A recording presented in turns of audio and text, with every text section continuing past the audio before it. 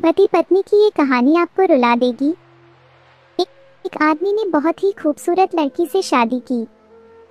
शादी के बाद दोनों की जिंदगी बहुत प्यार से गुजर रही थी। वह उसे बहुत चाहता था और उसकी खूबसूरती की हमेशा तारीफ किया करता था। इस बीच एक दिन पति को किसी काम से शहर से बाहर जाना पड़ा।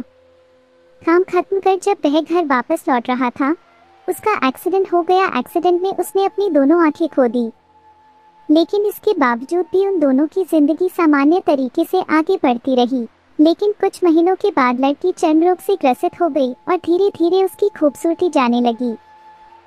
खुद को इस तरह देख उसके मन में डर समाने लगा कि अगर वह बदसूरत हो गई तो उसका पति उससे नफरत करने लगेगा और वह उसकी नफरत बर्दाश्त नहीं कर पाएगी। समय गुजरता गया और अपने चर्म रोग के कारण लड़की ने अपनी खूबसूरती पूरी तरह से गंवा दी।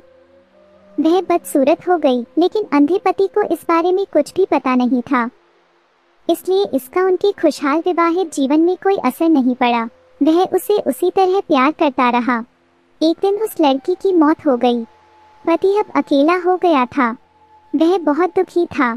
वह उस शहर को छोड़कर जाना चाहता था। उसने अंतिम संस्कार की सारी क्रियाविधि पूर्ण की और शहर छोड़कर जाने लगा। तभी एक आदमी ने उसे पुकारा और पास आकर कहा, अब तुम बिना सहारे के अकेले कैसे चल पाओगे?